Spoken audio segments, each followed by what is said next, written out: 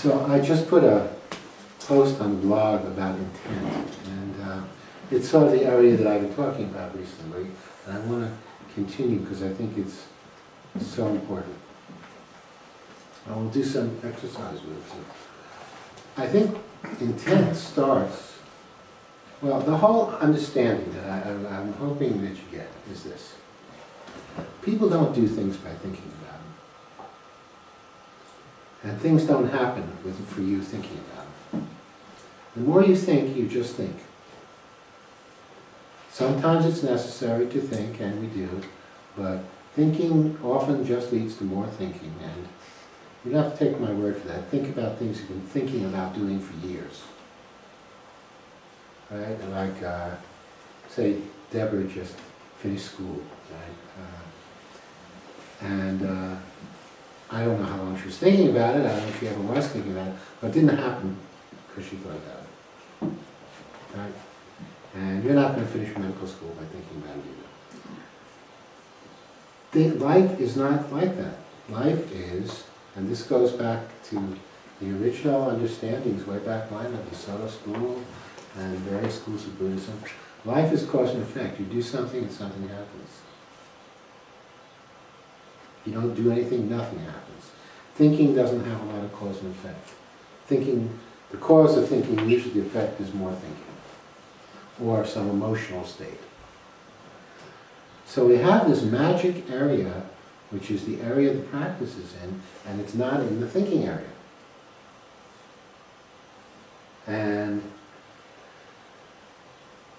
it starts, the way I would have you look at it, is it starts with something we didn't think about since we were kids. It's called wishing.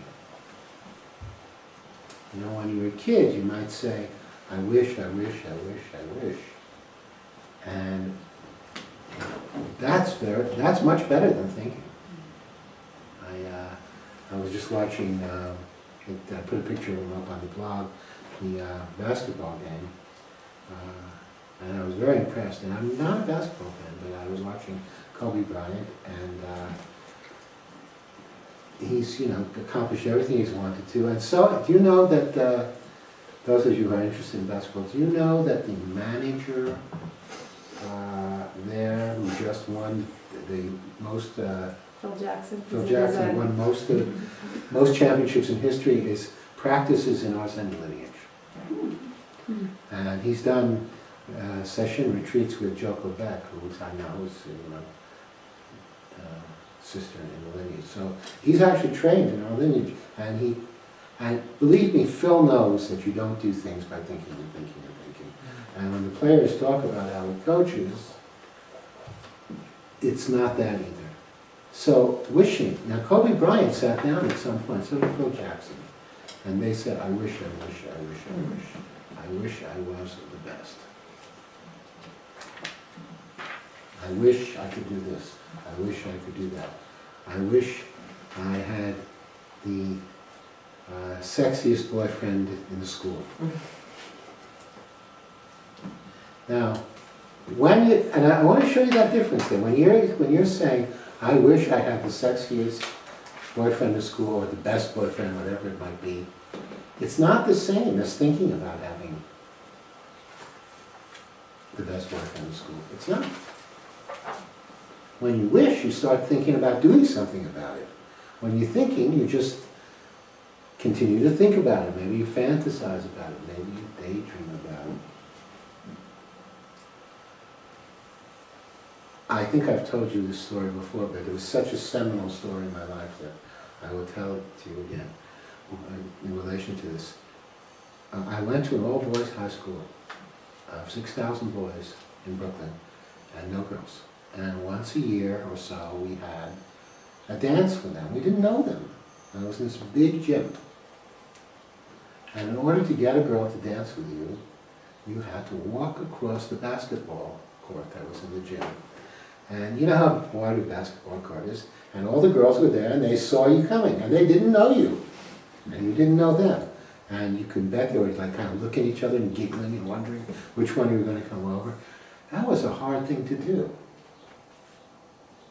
Now, nevertheless, the guys that stood there and thought about it didn't get to dance with any girls. The ones that, even if they limped over, they got to. Whereas I read a very interesting quote on the same subject. I find it pretty amusing. This is Carlos Castaneda, you know who he is. His father said to him, "You can't sleep with all the women in the world, but you can try." So, that's not how things happen, huh? I think we lost Julie. But, sorry. So you wish, okay, and I'm going to have you do a little bit of this. And we used to do some exercises in wishing. Now, once you wish, what you develop is an intent. I intend. You go from just the wishing stage, it would be, I intend. I intend to do this.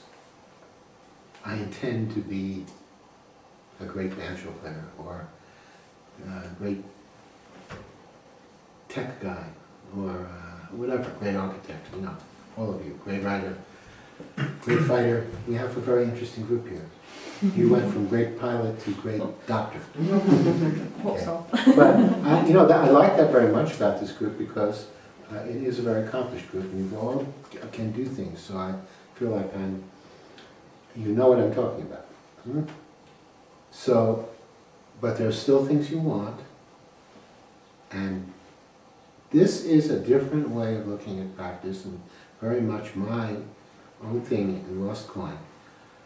I don't believe that you're bad, any of you. I don't believe people are bad.